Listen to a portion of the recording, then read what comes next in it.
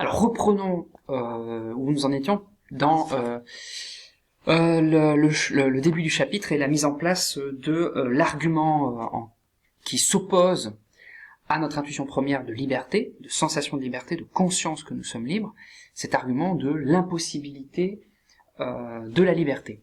Alors cet argument de l'impossibilité de la liberté, pour pouvoir bien le comprendre, il nous faut revenir à cette à la forme particulière qu'il avait, et je vais revenir du coup à l'argument. Donc je reprends juste l'argument pour après redire quelques éléments. Donc l'argument de l'impossibilité de la liberté, c'est celui-ci.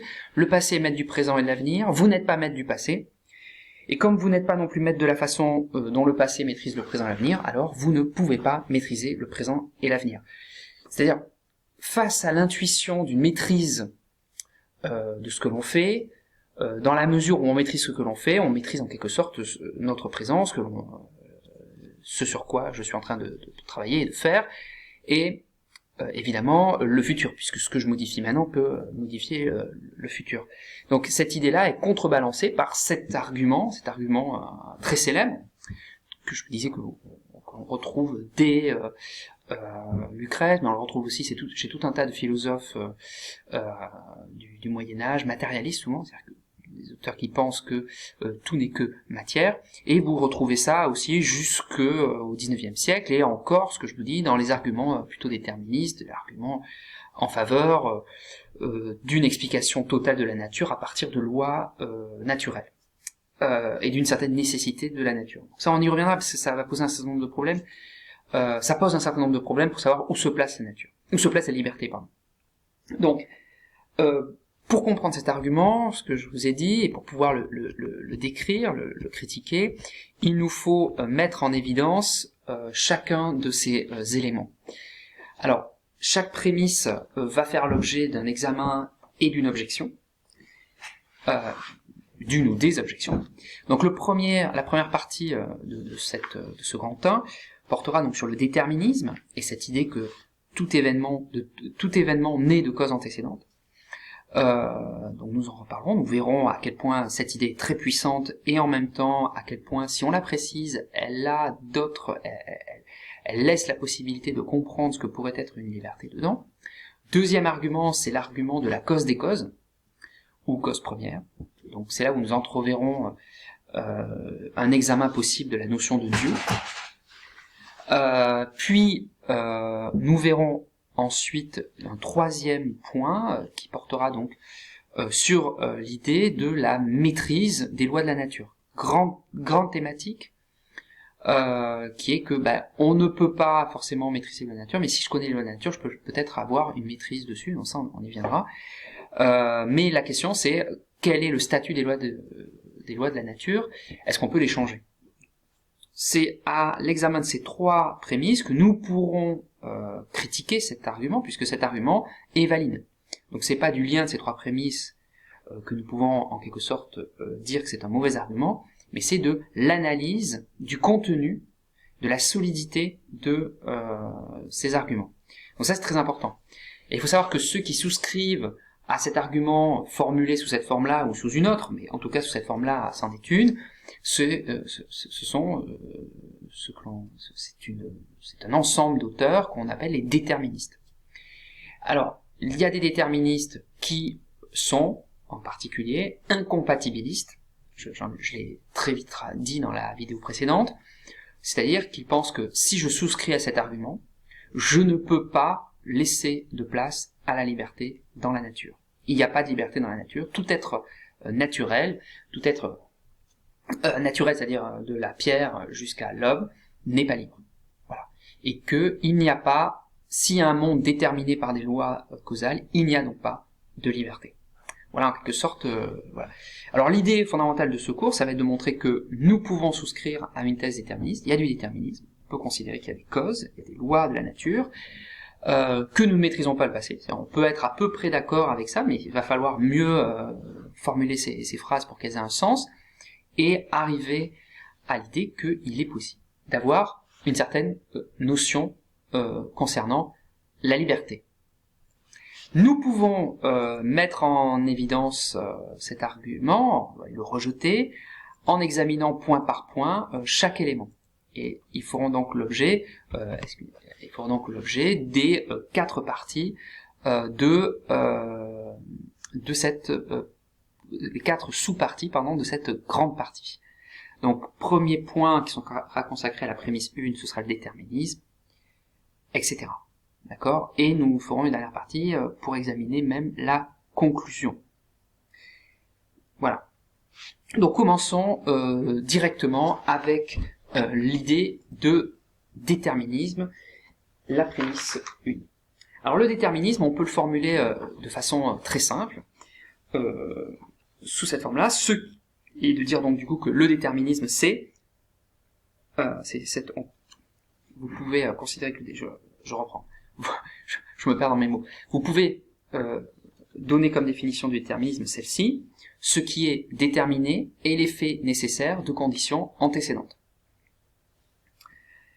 Ce qui veut dire, définition enchâssée, si je parle donc de déterminisme comme étant ce qui est déterminé comme étant ce qui est l'effet nécessaire de conditions antécédentes, de causes antécédentes, on y reviendra à la notion de cause, nous devons dire et définir ce que c'est qu'être nécessaire. Alors, être nécessaire peut s'entendre en 2 sens. Premier sens, qui vient assez de façon plutôt évidente, mais que en philosophie on a tendance à oublier, mais qu'il faut à tout prix ne jamais oublier, que ce soit en philosophie. Vous verrez, il peut y avoir des sujets en faut-il être libre pour être heureux, par exemple. Donc ça veut dire, est-ce que c'est nécessaire d'être libre pour être heureux? La notion de nécessité n'est pas simple, et donc il faut la connaître. C'est pour ça, du coup, j'en profite dans ce cours, c'est l'occasion de vous donner des points liés à un terme aussi technique que ce qu'on appelle la nécessité. Donc vous avez 2 sens à la nécessité. Le premier sens, c'est que nécessaire, ça signifie le plus souvent dans la vie de tous les jours, c'est le sens ordinaire, c'est indispensable. Quelque chose qui est nécessaire, c'est quelque chose qui est indispensable. Et dans ce cas-là, la nécessité est reliée à la notion de besoin, par exemple de nécessité vitale. Et donc, dans ce cas-là, ce qui est nécessaire, c'est ce qui rend possible une autre chose. Il est nécessaire de mettre de l'essence dans le réservoir de sa voiture pour pouvoir la faire fonctionner et aller quelque part. Ça veut dire que c'est indispensable. Il est nécessaire d'avoir son bac pour pouvoir espérer étudier dans une classe prépa. C'est indispensable. Deuxième sens de la nécessité, plus complexe, on pourrait dire que c'est le sens, je dirais, philosophique, et qui sera beaucoup plus proche de ce dont on est en train de parler ici, c'est l'idée que le nécessaire signifie ici, et il signifie aussi inévitable, ce qui est inévitable. Ou défini, ce qui est nécessaire et ce qui ne pourrait ne pas être, ou être autrement qu'il est. Ce qui ne peut pas ne pas être autrement qu'il est, d'accord? Ou ce dont l'opposé est impossible. Par exemple, il est nécessaire que le livre tombe si je le lâche. En plus, il y a des expériences en direct, c'est incroyable. Ça, c'est très important, comprendre ça. C'est-à-dire que ça peut poser des questions, je peux ne pas le lâcher. On va y venir, Vous pouvez entrevoir déjà des critiques possibles sur l'idée de nécessité. Mais la nécessité, c'est que si je le lâche, il tombe. Alors attention, point technique, encore une fois, c'est un terme technique, donc c'est quelque chose qui est pas seulement intuitif, donc il faut bien en comprendre les distinctions, c'est des points qu'il faut à tout prix connaître, c'est nécessaire. Donc j'insiste vraiment là-dessus.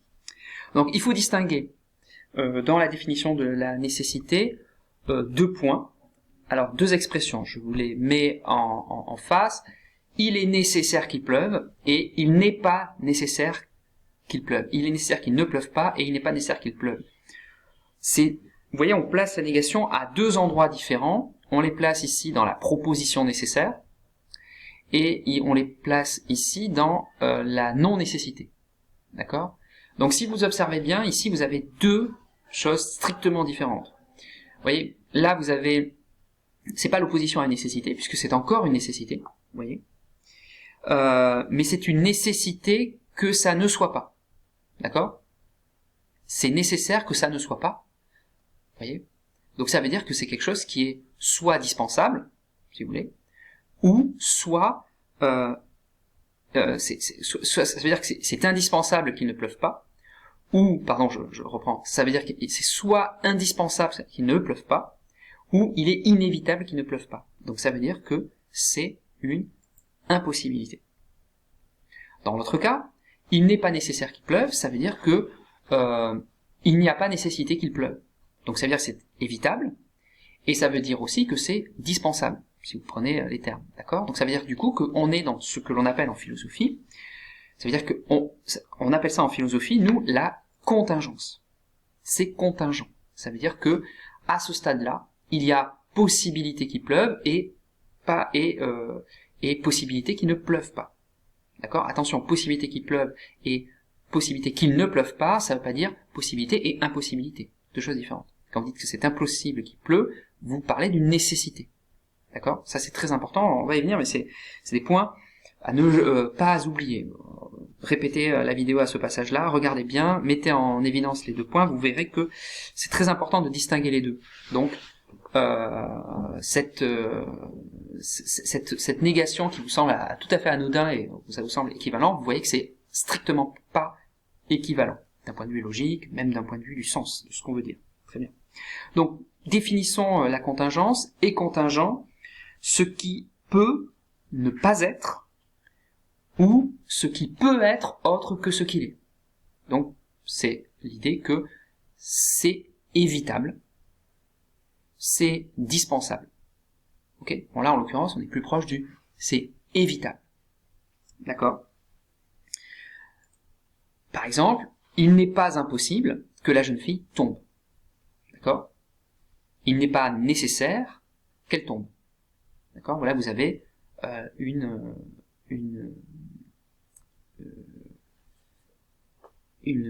équivalence, hein. Il n'est pas nécessaire qu'elle tombe, ou il n'est pas impossible qu'elle tombe, c'est totalement équivalent d'un point de vue logique. Quand je parle de la jeune fille qui est ici, évidemment. Je fais comme si c'était visible, mais vous avez bien compris que je parlais de cette fille qui est en train de jouer sur cette barre en bois sur la plage. Par conséquent, le contingent est ce dont l'opposé est possible. Des définitions à connaître, des choses va falloir manier et bien comprendre, d'accord? Ce que je vous dis est d'une importance capitale pour comprendre des sujets en possibilité, mais aussi quand vous avez à établir des possibles, que ce soit en mathématiques, que ce soit en physique, que ce soit en philosophie. Bon, c'est là où je suis en train de vous donner des éléments de la pensée de ce que l'on dit être possible. Voilà. À décortiquer, voilà, je vous donne des outils pour décortiquer ce qui est possible. Donc, si toutes nos actions sont nécessaires, alors il ne peut et ne pourra pas se passer autre chose que ce qui se passe ou se passera. D'accord? Quand j'ai en tête l'idée de nécessité, ça veut dire que A va se produire, que je le veuille ou non. D'accord? Si toutes nos actions A sont nécessaires, alors il ne peut pas et ne pourra pas se passer autre chose que ce qui se passe ou se passera. Si je lâche le livre et qu'il est nécessaire qu'il tombe quand je le lâche, il ne se passera pas autre chose qu'il ne tombe. D'accord? Sauf si j'empêche qu'il tombe. Mais sauf si je fais que il ne tombe pas. D'accord? Mais si je lâche, il tombe. Je ne peux pas faire autrement que ça ne se passe. D'accord? C'est très important de comprendre ça. Alors ça veut dire que, et j'en termine par là, on a une intuition liée à ça, c'est que pour qu'il y ait liberté, il ne faut pas de déterminisme. Il ne faut pas que tout soit déterminé. Il faut qu'il n'y ait pas de nécessité. Il faut au contraire des possibles. Je reviens, c'était l'intuition de départ, hein. Il faut qu'il y ait un champ des possibles. Ok? Donc ça veut dire que si on veut démontrer que le déterminisme est faux, il faut donc démontrer qu'il y a un champ des possibles. Ok? Donc ça c'est un point très important. Et pour mettre en évidence ça, nous allons le faire à partir d'un petit court-métrage de Vincent Bierwerts, le portefeuille, que je vous présente et vous expliquerai. Nous verrons dans la prochaine vidéo.